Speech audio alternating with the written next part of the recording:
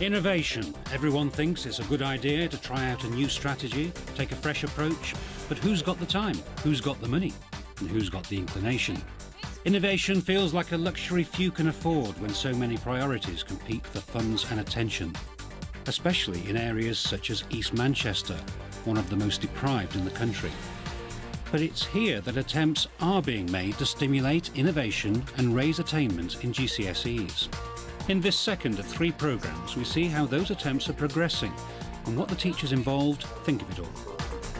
We're going to have to be given more time, more staffing, more resources. We continue to follow 2 initiatives, including the first to get underway here in this classroom, where this teacher is wondering if it's all about to prove a lonely waste of time. And we'll be hearing more from education and innovation expert Dr. Paul Sternberg, as he visits the team charged with reviving East Manchester's economic and educational fortunes. It's not simply about attainment levels or curriculum development, it's also about the role of the school in the wider community. In East Manchester, signs of regeneration can be seen everywhere. Out of sight are the efforts being made to raise attainment and aspiration in the area's 3 secondary schools. Those efforts are being made in partnership with the new East Manchester education team, which now wants to give them another push by stimulating innovation and boosting GCSE results. It's giving the English, Maths and Science departments in each of the schools a one-off handout of £2,500 to be used to improve GCSE grades. Heads of department have been told they must come up with something they haven't tried before, and they've got to do it quickly if they want to make an impact, because there are now just 3 weeks before the Easter break. If you inject a sense of urgency, then it actually focuses the mind. Yeah, I'm sure that does happen, and that's what we wanted to see from this project. To say that you've got this particular time, it's going to be monitored quite rigorously, and you know, what can you come up with? This is your money. What sort of ideas can you come up with, and how are you going to run them? At Cedarmount High School, the head of English and Media wants to take around 80 pupils out of school for 3 days, despite the implications for the timetable and staffing. This is bottom line. Your children will be judged on how well they spell, punctuate, and how clear their grammar is. So you've got to be given priority? I think as a maths, to a certain extent, in terms of resourcing and staffing and prioritising of the curriculum demands, whether that's timetabling and timing, yeah, I think we do have to. His idea is to take pupils to the Openshore campus of Manchester College of Art and Technology, or ManCat. He's now got to discuss the details with his head teacher. His priority is getting enough staff. The pupils' main concern, however, is whether they have to wear uniform. Hi, mate. It's only me. Head teacher Guy Hutchins has tried to stay one step ahead by already talking to ManCat's head of sixth form, Larry Wild. Uniform. We want them to register as students. Right. They're going to be given a ManCat pass, and they're going to be given all the facilities that a post-16 student would have. Right. I've already spoken to Larry and said that for those 3 days, I would expect them to be behaving and treated as post-16 students, so they would not be in Cedarmount uniform, but you know, we'll talk through that. But they must be appropriately dressed. Dress for business. Yeah, exactly. Yeah, excellent.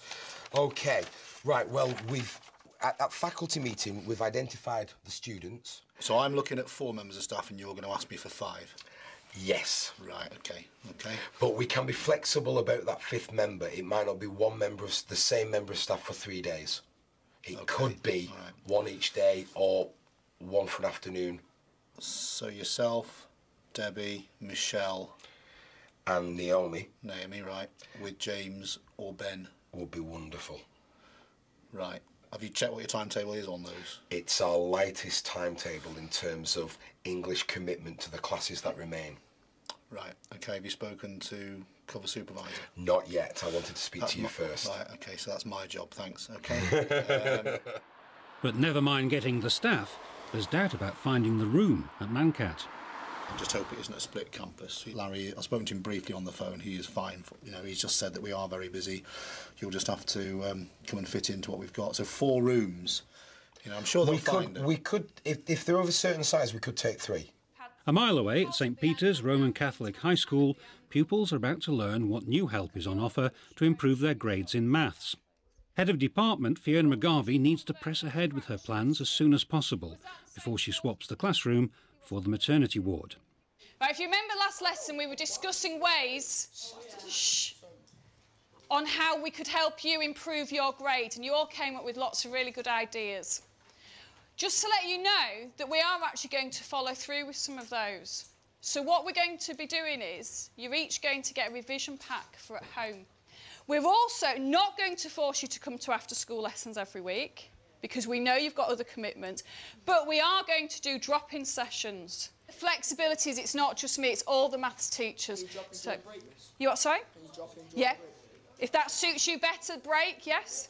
The drop-in sessions are aimed at giving responsibility to pupils to seek the help they need, but equal importance is being attached to involving parents. Fiona has given up on her original idea of inviting parents into school.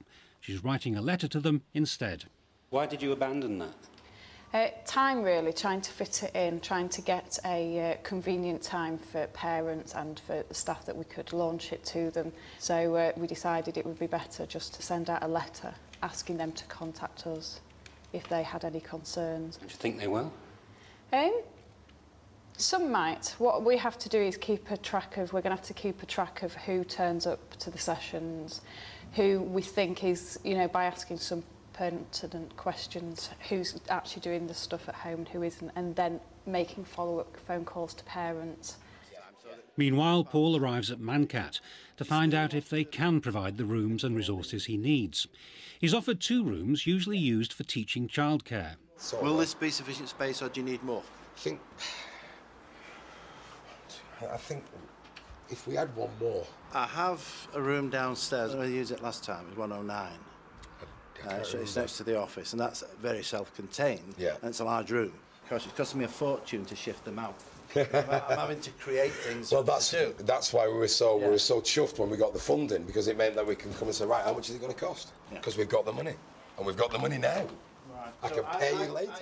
A good relationship and the availability of hard cash means the seed amount pupils won't need to be split between sites. Mancat's Openshaw campus can't offer the massage or Reiki that some pupils originally asked for during lunchtime, but it has got a fitness suite. Would you like me to get them an induction over the 3-day period? Definitely, yeah. Definitely. No problem. Well, again, it's a nice little package. It's, again, this is what happens at college. It's not just about your learning. It's not just about your study. You know, you sign up for things, you get involved in things, and I think, you know, that's part of it that we need to get across to the kids. It's open to everybody. They've even tried to get me in, like, but I've resisted. I have to keep telling people I'm allergic to it. Revision packs feature in both the maths and English initiatives. At St Peter's, 100 are being distributed to pupils, but it's hoped they also act as a catalyst for parental involvement. We've got a revision book which is essentially for the parents to be able to look stuff up if they need to be able to help the child, or for the child to use it to look themselves up. A workbook which is linked to the revision guide, so if they're working in section 1, it links to section 1 in the revision guide. But no one suggested you should be looking at something more creative, a bit more novel than a study pack and revision drop-ins? No, which surprised me. But I think the difference is the fact that it's putting the onus onto the child to take ownership of it, as opposed to expecting the teacher to do it for them.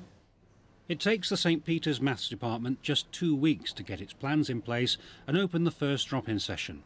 3 sessions will be held during the day, starting at 8 a.m. They're not exactly queuing up. No, not at the moment. It's early days, it's just 8 o'clock. So we'll see. Maybe in the next 10-15 minutes. Minutes later, the first customer is at the door, and it's not long before another teacher on standby is called in to help. Times M. Now do you get it? Yeah. I tried to find something that I needed help on, so I prepared for it a whole week. Really? All week? To get up early. So I'm going to write these words down because you can take this away. Yeah? Sounds more complicated than what it is, really, isn't it? Yeah, totally. Worth getting up early for? Yeah, definitely worth getting up for. Yeah? Are you going to come back for some more? Yep, anytime you need help, I know where to go to. Elevation's up, depression's down. Happy? Yeah. I've done one of the problems. I'm sure I'll get stuck sometime else, so I guess I'll have to come back again. Are the ones that come in search of help the ones that really need it, though? It's the start for us on this. And I think personalised learning here, where children take responsibility for their own learning, we've got a way to go with it, but we're definitely well on the way here with it, because they do take responsibility for the learning. So the ones that don't turn up, we just keep working on, and we'll get them in class anyway. After an attendance of 3 at the first drop-in session, Fiona is about to find out how many pupils want to give up their lunchtime. Are you worried about no one turning up? No, got enough to get on with if they don't turn up, so... But just like buses, you wait for ages for 1 to arrive, and then 3 turn up at once. A total of 4 are helped at lunchtime, and the first after-school session attracts another 3 pupils. Fiona leaves for the day with a sense of relief and satisfaction. So 10 in total? Yeah, that's 10% of the targeted group, so that's not too bad for the first week of it.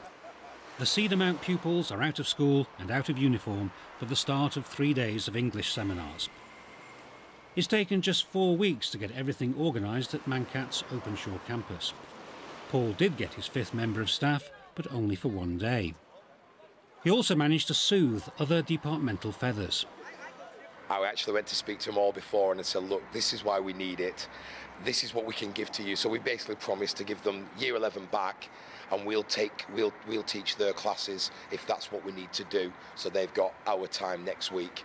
So quid pro quo.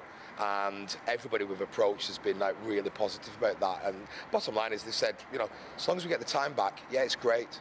Dr. Paul Sternberg, who specialises in education and innovation, is giving his assessment of the efforts being made in East Manchester.